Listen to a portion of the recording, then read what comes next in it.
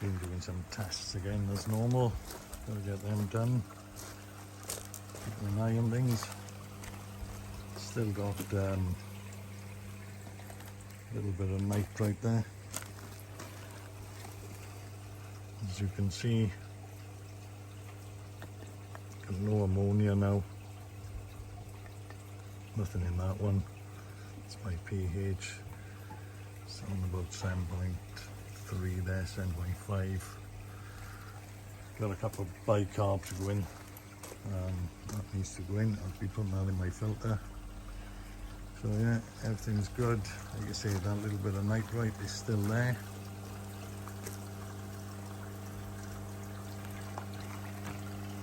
Skin is back up and running. It's a real good pull off that. I'm real happy with that.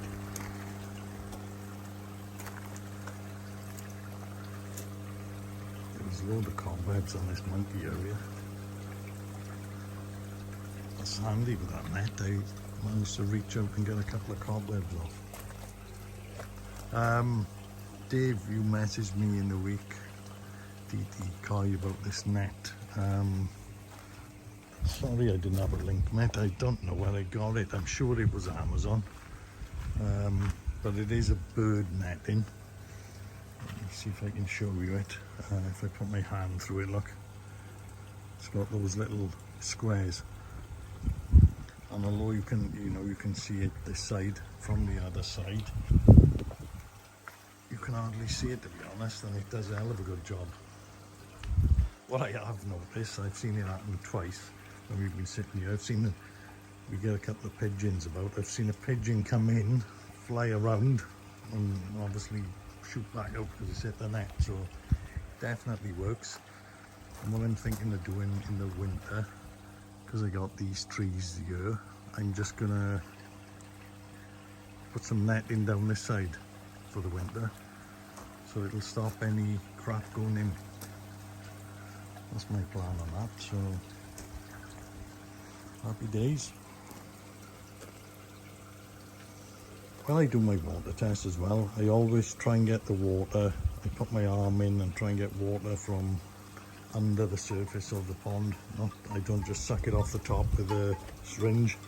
I do try and get water which is down, a couple of inches down under the water. I've been told that helps. It gives a better, more accurate reading, so that's what I do.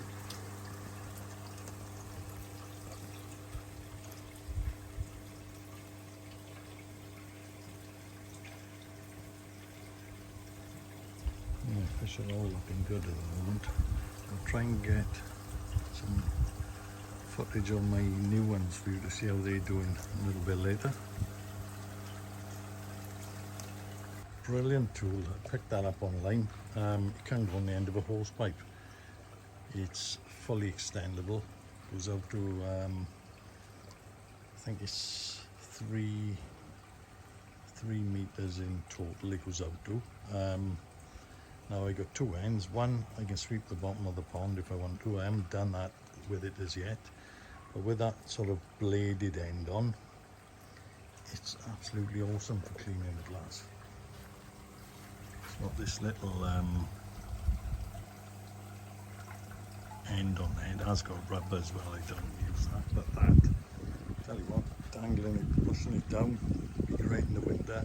Was just using my hand and a little pad, but in the winter it's going to be freezing doing that, so that's going to be brilliant. Yeah, and keeping it behind the pond as well, otherwise my missus will have me cleaning the conservatory and stuff with it. I don't want that, guys, because you know what'll happen then, it'll be full of bloody detergent or something on it, and then we'll have all sorts of problems. So it's being hidden behind there. So I've just done that glass, looks pretty good. Just dropped cut an orange in half. You don't go mad for these oranges when you first put them in, but after a while they do start going for it a bit more. He's ignoring it there now.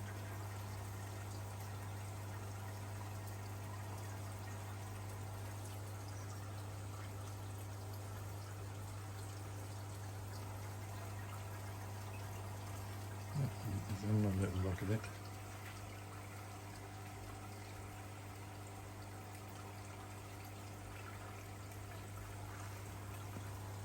I think it takes them a while to decide whether they want them or not.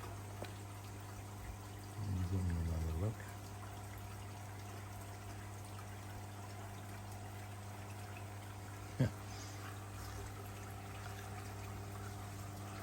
No takers for the oranges.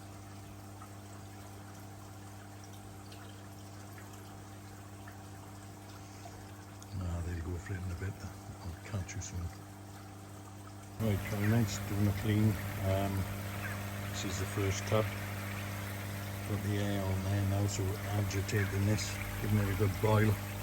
I'm going to do this tub twice, so I'm going to shut the valve and close the bottom drain off there in a second. Like I say, boil this one right up, and then I'll refill it and boil it again. So let me just get it drained down and get back to you. Right, that's them drained down. Now one of my subscribers has been asking me how they actually work, so now I've got it drained, I'm going to try and explain it to you. So there's a manifold there on the bottom which has got a load of holes drilled on it. It sits across the bottom, and that's my drain to clean it.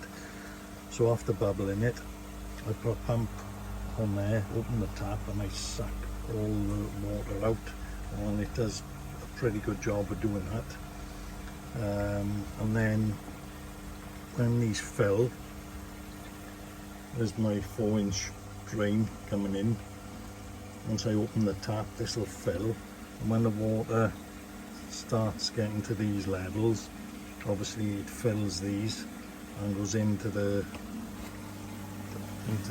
next tub through a valve, which I got gate valves on here, which I can actually just open and close. I've got them on the 3 of them, so if I want to shut one off for any reason I can. And they all work exactly the same, so they go into these filter cages and onto the next one. The only one that's different is the final one, because in the final one, that's my moving bed, I've got a pump connected to this, which is pushing the water back into the pond. It's a bit low in a minute because it's drained down. Right, you've also asked me how to explain the gravity system. Now, I've got a retro drain in here. It's probably sitting, the drain is obviously on the bottom of the pond, but the pipe work is probably 4 to 6 inches up from that, and then it comes through underneath my, see if I can show you. I got a ledge here which is about 3 foot deep, so the pipe work is coming off the drain underneath this ledge and it comes through and then up into my system. Now for the gravity feed to work, don't know if you can see this, you can't have your filters higher than the pond water. Now, or well, you could, but they'll only fill half full. The idea of gravity is whatever water level is in the pond will come out of these. So for argument's sake, if I put these way too low, they would all overfill. Because the pond water would be higher, they would spill out everywhere.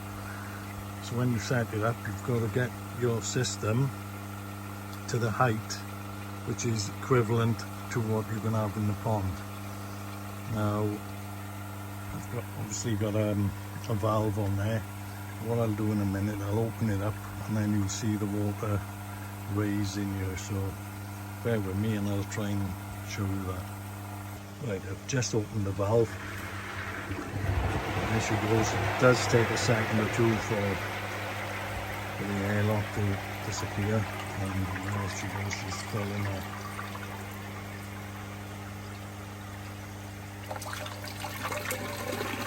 You can hear it now going into the filter gauges.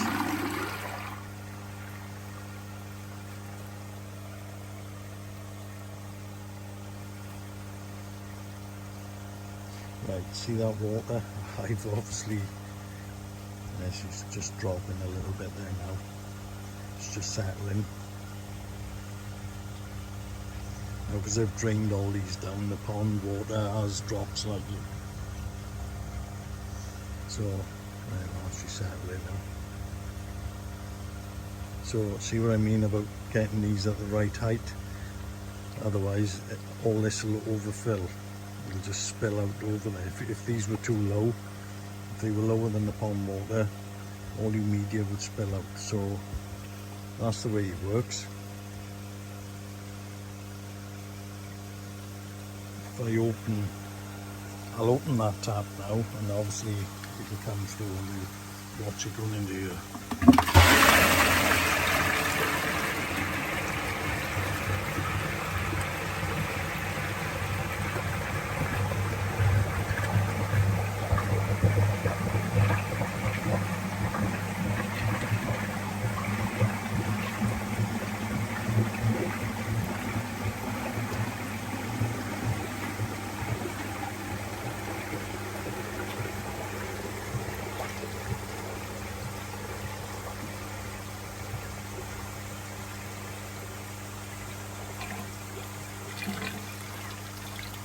Taking a little bit longer to fill out here because it's coming through the cages. I may have to modify them to get the flow a little bit quicker.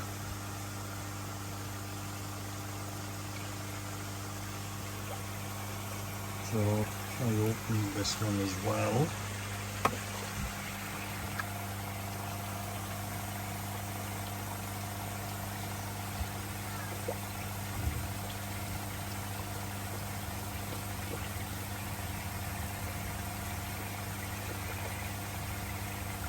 As you can see now, that one's raising as well.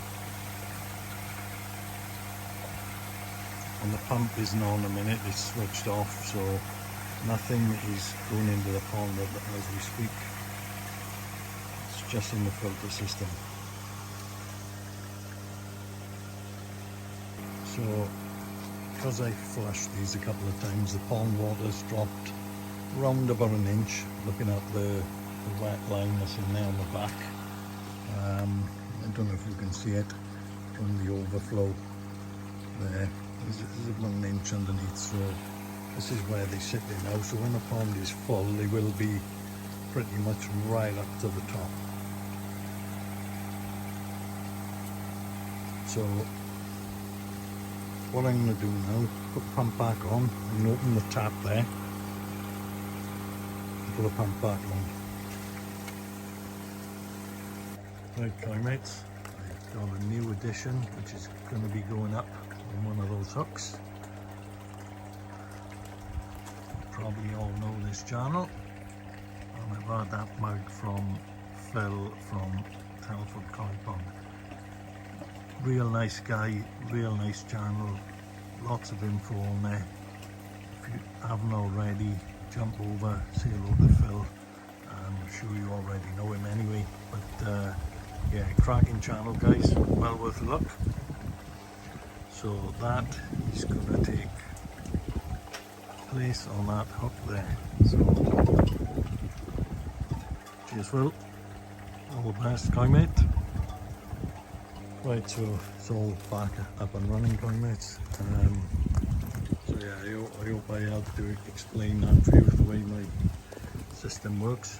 I am going to be modifying it shortly. A mate of mine, Stuart, is come up with a couple of ideas, and we're going to be making a modification to that. It's still going to be a DIY setup, so that'll be coming in a couple of videos time, hopefully, when I upgrade that.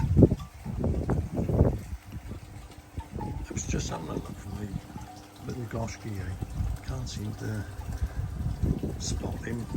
He's the one I had from the Balding Reefers Growing Show. I know I got to bowl him up soon. I think Jack wants a video from everyone who entered it.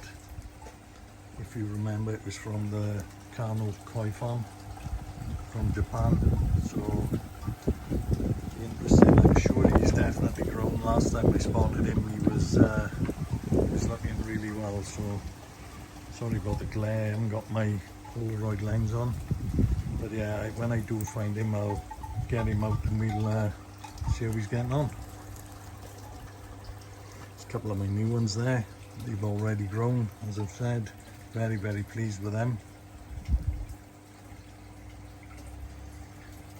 A little bit windier now. The old charm is clanging away.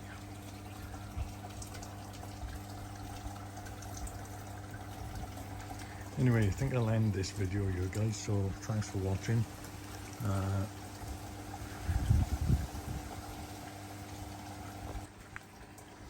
Let's get a little bit of mealworm on. I tend to enjoy this.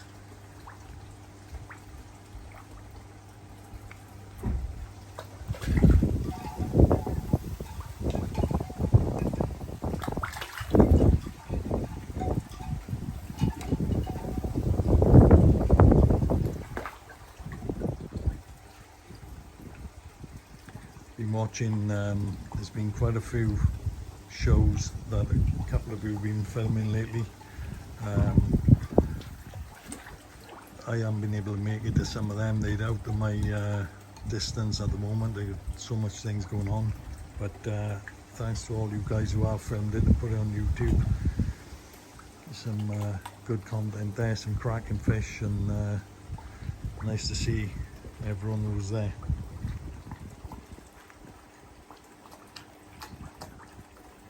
Anyway, I'm going to end this video now guys. Hope you enjoyed it. So for now, all the best.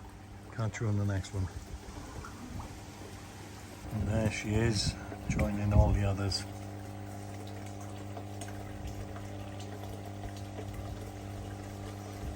Still a couple of spare hooks guys. If anyone wants to send me a mug or swap a mug, let me know. Right guys, something that's been long overdue. I'm tiling the front. So what I've done here, I've put a batten in. I did use normal nails, but I've nailed it now to hold it in place. I've measured up the clearance I need. Done the same the other side. I've gone for these tiles. Look, they're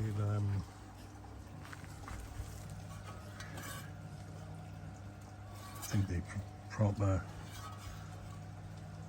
tiles. I don't know how easy they're going to be to cut, but I have got a diamond cut end for my disc cutter, so I'm hoping it's going to cut through them easy enough.